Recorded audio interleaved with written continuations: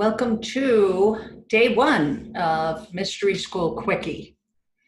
And so today I'm going to talk about something that I had a hard time understanding. And I still feel like I'm just at the tip of the iceberg with this, where Sid Banks talks about harmonizing little mind with big mind. I thought, what does that mean? I couldn't quite understand that, but I can give you an example from my life that looking back, I can see how that worked. And honestly, it's creating mystery school because my little brain was busily trying to figure out a name.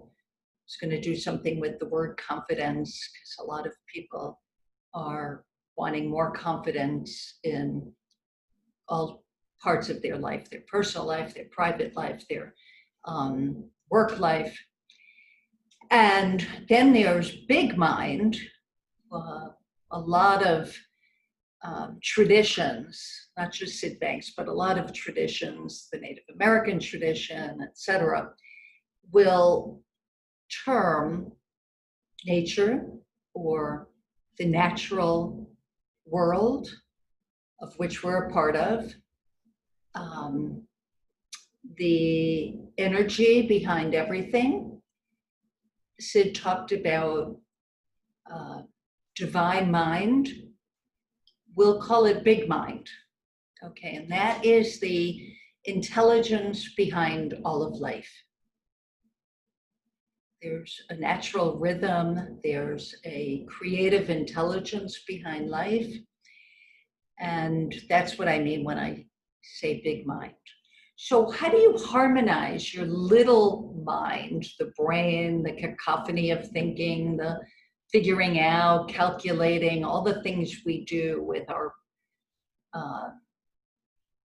thinking? How do you harmonize that with big mind? Well, I don't see it as a doing. I couldn't make that happen. I couldn't do it. But I experience it as a feeling. The feeling for me is that my thinking quiets down, my brain activity settles down. I'm not forcing or looking for something. And by golly, things kind of just drop in my lap.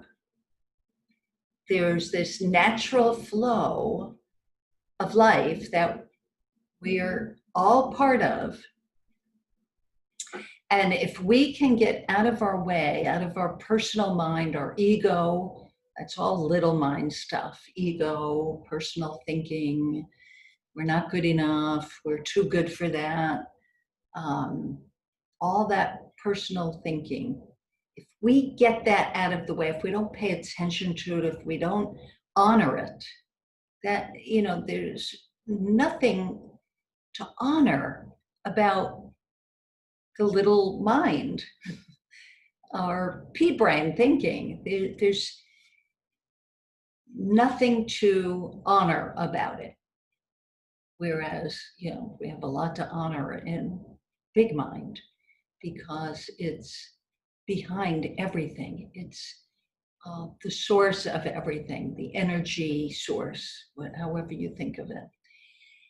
And in retrospect, I can see that all that thinking that I began with, knowing that I wanted to create an online course and then trying to figure out the name for it, nothing was feeling right.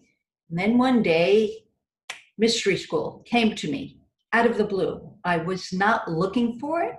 I wasn't thinking about it. I was thinking about something totally unrelated, but that came to me, the name. So that was the start of it. And then, all these things just started to happen right down to the pre and post tests. And that was so simple. Everything flowed so simply. That's when you know you're on the right track. That's when you know you're heading in the right direction. That's another way to think of it, heading in the right direction. It should not be full of effort, full of forcing and efforting something. It should be part of a natural, easy flow. So, and again, it's not something we can do or make happen, but it happens automatically when we settle our mind down. And actually, it's been called engineering the mind for answers. There's a way to like engineer the mind for answers, solutions to problems, where you just ask yourself a question. There's something like, let's say I want to create an online course that's going to help people who are struggling in life, struggling emotionally and mentally and psychologically. So you just throw that in the back burner of your mind, let it marinate and let it bubble, and then something happens and it becomes something you have created out in the world.